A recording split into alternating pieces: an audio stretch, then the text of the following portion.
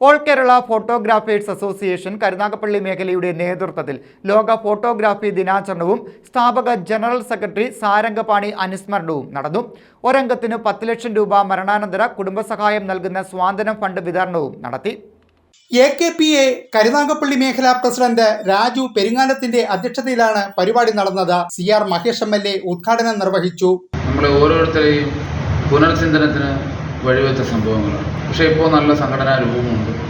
ഒരാളൊരു ആപത്ത് വന്നാൽ നമ്മുടെ കൂടി സംഘടന ഉണ്ടൊരു തോന്നൽ എല്ലാ അംഗങ്ങൾക്കും എത്തിച്ചേർന്നിട്ടുണ്ട്.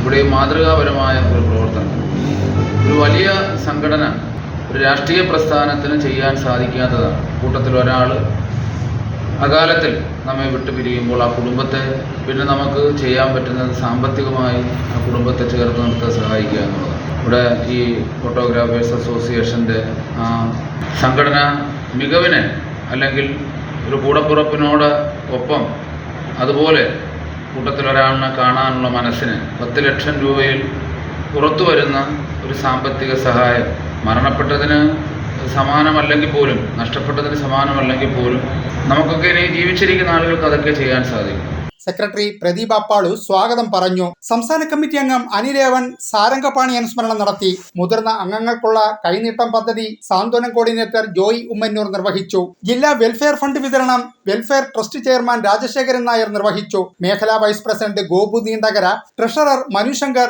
ജില്ലാ കമ്മിറ്റി അംഗം Pradeep PG, west unit president Sreejith orange, east unit secretary Ajeesh, Chavara unit secretary Babu George തുടങ്ങിയവർ പങ്കെടുത്തു. News bureau Karunagappally.